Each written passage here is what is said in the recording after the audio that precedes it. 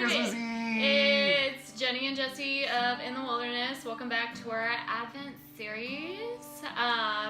So today's theme is love. And then the song that's on the Advent Carols EP, which, you can still get that. It is Silent Night. So take it away. Silent Night. Silent Night. So tonight is where we light the last Advent candle.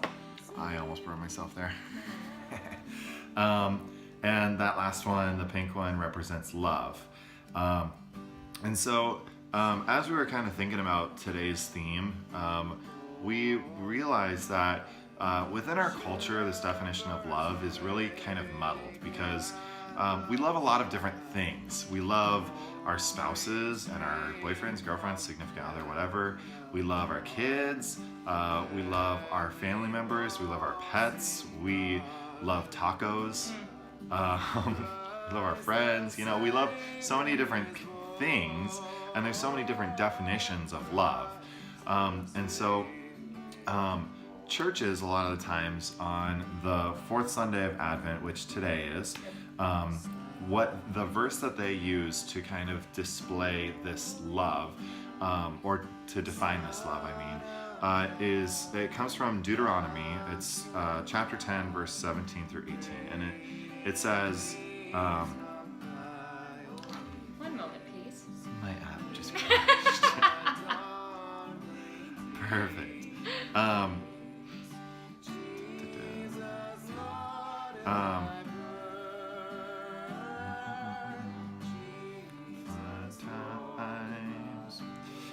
Anyway, so it says, God, your God, is the God of all gods. He's the master of all masters, a God immense and powerful and awesome. He doesn't play favorites, takes no bribes, makes sure orphans and widows are treated fairly, and takes loving care of foreigners by seeing that they get food and clothing. And so, but while reflecting on this verse this week, we really saw that it was separated into two different segments. The first was kind of defining who God is. God, your God, is the God of all gods. He's the master of all masters, a God immense and powerful and awesome. So listing all these different attributes about God, kind of setting the stage and explaining, this God is God. So he is the authority on this thing called love. And so then it goes into the second part of the verse in verse 18, where it kind of shows one way that God does love. And how he loves is he doesn't play favorites, he takes no bribes, he makes sure orphans and widows are treated fairly, and he takes loving care of foreigners by seeing that they get food and clothing. And so especially that last part, the orphans, the widows, and the foreigners, those are all people, during the time that this was written, those are all people that in that culture basically had little to no value. They were just kind of outcasts, thrown out of society kind of thing. And so God, he's essentially saying, I love these people, I care for these people, I do things for these people, for these outcasts, for these people that basically have little to no value to society or culture. And by him doing that, it's showing the Israelites at the time, you should maybe do this as well. Set the standard and follow my example. And so when we were picking the songs for the Advent carols and we got to the day for love, we really felt like Silent Night was a good choice because mainly because the line in the third verse, radiant beams from thy holy face with the dawn of redeeming grace. That line really mirrors a lot of what Deuteronomy 10 says. It starts off with defining kind of who God is, radiant beams from thy holy face. So this tiny little baby, he's not just a baby, he is God. He is God incarnate. And so radiant beams shining from his face.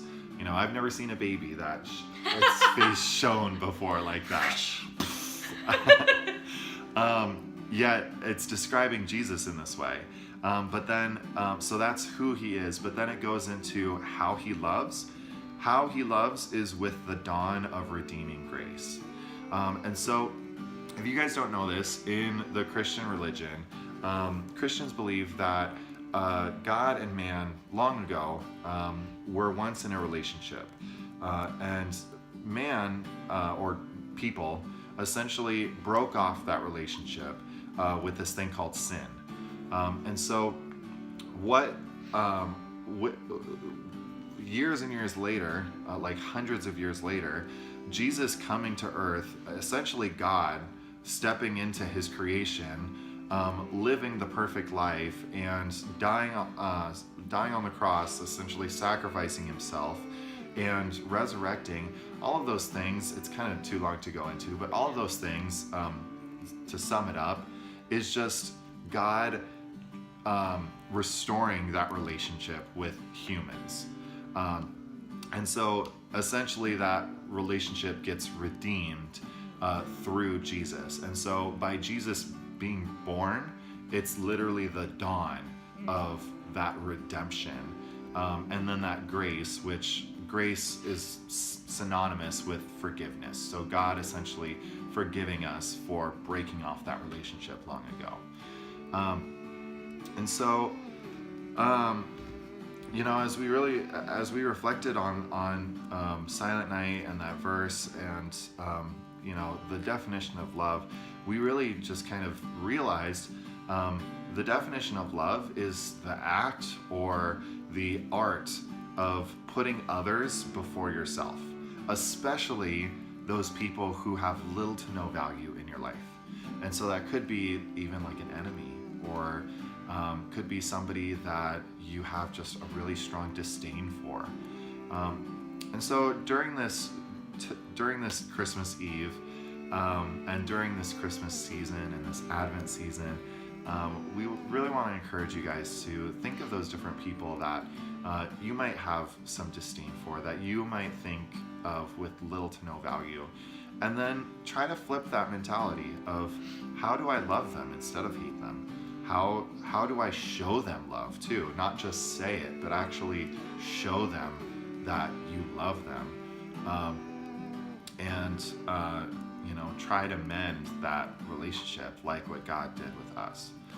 So I mean, that's applicable whether you're a Christian or not. I think that's just an overall good practice to start in your life. Yeah, to do. It's a good New Year's resolution. Yeah, there you go. That was good. Yeah, nice job. Thanks. Silent Night is actually my favorite on our Advent Carols EP. Yeah. It's really, I love it. Mine too. If you haven't heard it, it's on Spotify, it's on iTunes, it's on Apple Music. It's also on our website, inwildernessband.com/store. You can still pick it up. You can listen to it. We're not going to judge if you listen to it, you know, in January. Yeah, so true. But again, thank you guys for watching. We'll post another video tomorrow for Christmas. So thanks for watching. We love you guys. Merry Christmas Eve. Merry Christmas Eve.